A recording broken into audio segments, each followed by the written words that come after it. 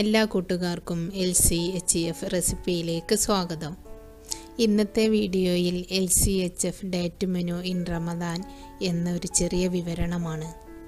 LCHF ഡയറ്റും റമദാനും കൂടിയാകുമ്പോൾ എത്രത്തോളം നമുക്ക് കൂടുതൽ ഉപകാരമാകുന്നു എന്നും നമ്മുടെ ഡയറ്റിൽ ഉൾപ്പെട്ടിട്ടുള്ള ഇൻഗ്രീഡിയൻസ് വെച്ച് നമുക്ക് ഏതെല്ലാം സമയത്ത് എന്തെല്ലാം കഴിക്കാം എന്നും ചെറുതായി വിവരിക്കുന്നു. ഈ ഡയറ്റിൽ ഫാസ്റ്റിങ്ങിന് വളരെയധികം ഇമ്പോർട്ടൻസ് ഉണ്ട്. 12 മുതൽ 16 മണിക്കൂർ വരെ ഫാസ്റ്റ് ചെയ്യുമ്പോൾ നമ്മുടെ ശരീരത്തിൽ കെട്ടിക്കിടക്കുന്ന ഫാറ്റെല്ലാം റിവേഴ്സ് ആകുന്നു, അതായത് തിരിച്ച് നമ്മുടെ ശരീരം ഉപയോഗിക്കാൻ എടുക്കുന്നു. അതുകൊണ്ട് തന്നെ റമദാനിലെ ഫാസ്റ്റിംഗ് നമ്മുടെ ഡയറ്റിന് വളരെ ഫലപ്രദമാണ്. പിന്നെ ഒരു പ്രത്യേക കാര്യം ഓർമ്മിപ്പിക്കാനുള്ളത്, ഡയറ്റിലേക്ക് ക്ഷണിക്കുമ്പോൾ റമദാൻ കഴിയട്ടെ എന്ന് പറയുന്ന ആളുകളുണ്ട്. 3 മാസം ഡയറ്റ് ചെയ്താലുള്ള റിസൾട്ട് ഈ ഒരു ഒറ്റ മാസം കൊണ്ട് ഫാസ്റ്റിങ്ങിലൂടെ നമുക്ക് നേടിയെടുക്കാവുന്നതാണ്. മാത്രവുമല്ല, ഇപ്പോഴേ തുടങ്ങുകയാണെങ്കിൽ ഡയറ്റ് സ്റ്റാർട്ടിങ്ങിലുള്ള ആ ഒരു തലകറക്കം അല്ലെങ്കിൽ മറ്റു ചെറിയ ശരീരവേദന വിഷമതകളൊക്കെ ഉപ്പിട്ട നാരങ്ങാവെള്ളം, ബട്ടർ കോഫി, പിന്നെ ധാരാളം വെള്ളവും കുടിച്ച് ആ വിഷമതകളെ അതിജീവിക്കാം. ഇനി റമദാനിലെ ഭക്ഷണത്തെക്കുറിച്ചും ഏത് സമയത്ത് എന്നതിനെക്കുറിച്ചും ചെറുതായി വിശദീകരിക്കുന്നു. ആദ്യമായിട്ട് അത്താഴത്തെക്കുറിച്ചാണ് ഞാൻ സംസാരിക്കുന്നത്. അത്താഴത്തിന് ബട്ടർ കോഫി നമ്മൾ നിർബന്ധമായും കഴിച്ചിരിക്കേണ്ടതാണ്. കാരണം ഫാസ്റ്റിംഗ് സമയത്ത് നമുക്ക് 8 മണിക്കൂർ വരെ സ്റ്റാമിന നൽകാൻ ബട്ടർ കോഫിക്ക് കഴിയും. അതോടൊപ്പം തന്നെ ലിവർ ഫാറ്റ് റിവേഴ്സ് പ്രോസസ്സ് നടക്കുന്നതിന് ബട്ടർ കോഫി വളരെ സഹായമാണ്.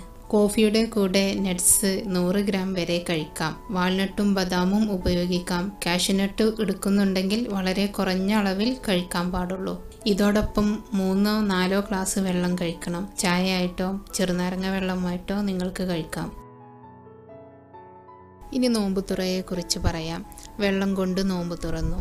പിന്നെ ഉപ്പിട്ട ചെറുനാരങ്ങ വെള്ളവും ബട്ടർ ബദാം ഷേക്കും കഴിച്ചു. നിസ്കാരത്തിൻ്റെ ശേഷമാണ് മുരിങ്ങയില തോരനും മട്ടൻ ഫ്രൈയും കഴിച്ചത്. എൻ്റെ ഒരു സുന്നത്ത് നോമ്പ് തുറയുടെ പിക്ചറാണിത്. നിങ്ങൾക്കൊരു പരിചയത്തിന് വേണ്ടി ഷെയർ ചെയ്തതാണ്. ഇനി ഞാൻ ബദാം ഷേക്ക് എങ്ങനെ ഉണ്ടാക്കി എന്ന് പരിചയപ്പെടുത്താം.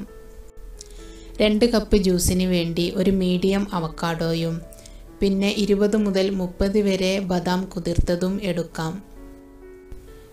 ജ്യൂസിന് വേണ്ടി അവക്കാഡോ എങ്ങനെ കട്ട് ചെയ്ത് റെഡിയാക്കാം എന്ന് കാണിക്കാം. ആദ്യം നെടുകെ മുറിക്കുക.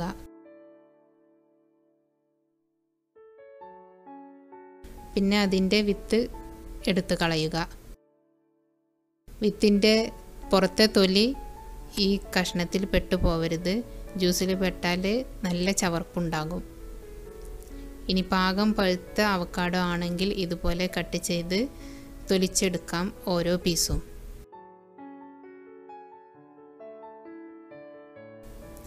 ഇനി ഇതുപോലെ ഈസിയായി തൊലിച്ചെടുക്കാൻ പറ്റാത്തത് കത്തി വെച്ചിട്ട് എടുക്കണം. ജ്യൂസിൽ തൊലി പെട്ട് കഴിഞ്ഞാൽ നല്ല ചവർപ്പുണ്ടായിരിക്കുന്നതാണ്. ഇപ്പോൾ അവക്കാഡോ കഷ്ണങ്ങൾ റെഡി ആയിട്ടുണ്ട്. ഇനി ബദാം പാലാക്കി എടുക്കാം. ആദ്യം കുതിർത്ത് വെച്ച ബദാമിനെ ഒന്ന് പൊടിച്ചെടുക്കാം. ഇപ്പോൾ ബദാം നന്നായി പൊടിഞ്ഞ് കിട്ടി. ഇനി 1/2 കപ്പ് വെള്ളമൊഴിച്ച് അരച്ചെടുക്കാം.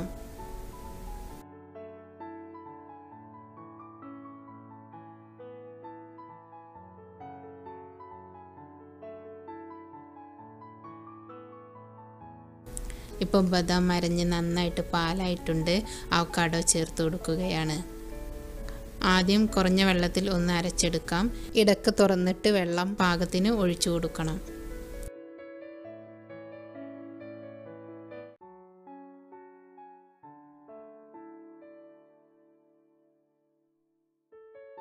ഇപ്പോൾ ജ്യൂസ് പാകം തിക്നെസ്സിലായിട്ടുണ്ട്. ഇനി ഒരു സെർവിങ് ഗ്ലാസ്സിലേക്ക് മാറ്റാം. ഞാൻ എടുത്ത ഇൻഗ്രീഡിയൻസ് കൊണ്ട് 2 ഗ്ലാസ് ജ്യൂസ് കിട്ടിയിട്ടുണ്ട്. ഇതേപോലെ ബ്ലൂബെറിയും സ്ട്രോബെറിയും ഒറ്റക്കും മിക്സായിട്ടും ജ്യൂസാക്കിയെടുക്കാം. ബദാം മിൽക്കിന് പകരം തേങ്ങാപ്പാലും ഉപയോഗിക്കാം. ഇനി ശേഷം കഴിച്ച ഭക്ഷണത്തെക്കുറിച്ച് പറയാം. ഇവിടെ ഞാൻ മുരിങ്ങയില തോരനാണ് എടുത്തത്.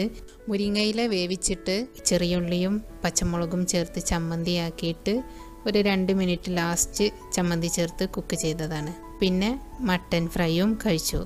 നിങ്ങൾക്ക് ചോയ്സിനനുസരിച്ച് നിങ്ങൾക്ക് ഇഷ്ടമുള്ള സാലഡായിട്ടോ അല്ലെങ്കിൽ ഉപ്പേരിയായിട്ടോ മീറ്റിൻ്റെ കൂടെ കഴിക്കാം. എന്തായാലും ഒരു വെജിറ്റബിളും ഫാറ്റ് കിട്ടാവുന്ന മുട്ടയോ മീനോ ഇറച്ചിയോ നിങ്ങൾക്ക് ഇഷ്ടം പോലെ കറി വെച്ചോ പൊരിച്ചോ ഈ സമയത്ത് കഴിക്കേണ്ടതാണ്.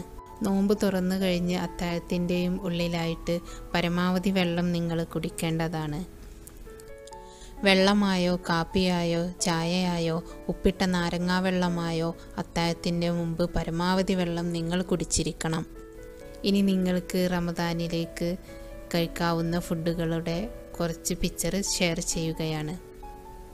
നിങ്ങളുടെ ഇഷ്ടത്തിനും ചോയ്സിനും അനുസരിച്ച് നിങ്ങൾക്കിത് ഉണ്ടാക്കിയെടുക്കാം. അപ്ലോഡ് ചെയ്യാത്ത വിഭവങ്ങളുടെ വീഡിയോ പിന്നീട് അപ്ലോഡ് ചെയ്യുന്നതാണ്. എന്തെങ്കിലും സംശയമുണ്ടെങ്കിൽ തീർച്ചയായും കമൻറ്റ് ചെയ്യണം. അപ്പോൾ അടുത്ത വീഡിയോയിൽ വീണ്ടും കാണാം.